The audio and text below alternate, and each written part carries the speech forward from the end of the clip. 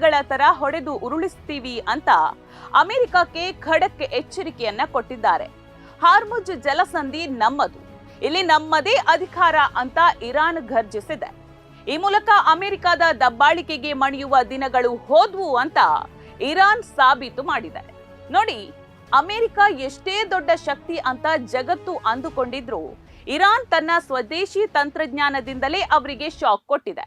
ಇವತ್ತು ಇರಾನ್ನ ಕ್ಷಿಪಣಿಗಳು ಅಮೆರಿಕದ ಅತ್ಯಾಧುನಿಕ ವಿಮಾನಕ್ಕಿಂತಲೂ ವೇಗವಾಗಿದೆ, ಹೆಚ್ಚು ನಿಖರವಾಗಿದೆ. ಇರಾನ್ನ ಪ್ರತಿಭೆ ಮತ್ತು ದೇಶಭಕ್ತಿಯ ಮುಂದೆ ಅಮೆರಿಕದ ಡಾಲರ್ ಶಕ್ತಿ ಕೆಲಸ ಮಾಡ್ತಾ ಇಲ್ಲ. ಅನ್ಯಾಯ ಮಾಡುವ ದೊಡ್ಡಣ್ಣನಿಗೆ ಒಬ್ಬ ಸಣ್ಣವನು ಹೇಗೆ ಬುದ್ಧಿ ಹೇಳಬಹುದು ಅನ್ನೋದಕ್ಕೆ ಈ ಘಟನೆಯೇ ಸಾಕ್ಷಿ. ಈಗ ಅಮೆರಿಕದ ಮುಂದೆ ಎರಡೇ ಎರಡು ದಾರಿಗಳಿವೆ. ಒಂದು, ಇರಾನ್ನ ಷರತ್ತುಗಳನ್ನ ಒಪ್ಪಿಕೊಂಡು ಸುಮ್ಮನೆ ತನ್ನ ಹಡಗುಗಳನ್ನ ತಗೊಂಡು ಸಮುದ್ರ ಬಿಟ್ಟು ಓಡಿ ಹೋಗೋದು.